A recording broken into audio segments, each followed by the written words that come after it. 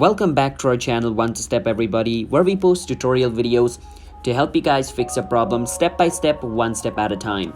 And in today's video, I'm going to be showing you guys how often can you change your TikTok username.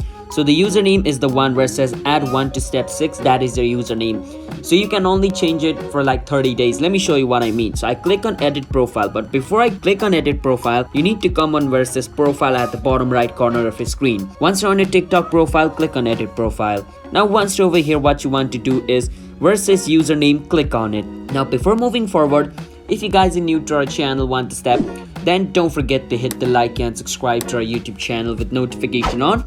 Let's move on. Over here, let's say I want to change my username to this. I get a green tick, which means I can use this.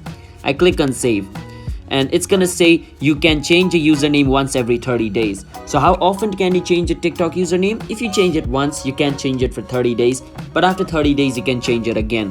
So if I click on set username, I cannot change my username for the coming 30 days, right? But I don't want to do that, so I'm just gonna click on cancel and cancel. But yeah, 30 days is how often you can change a TikTok username.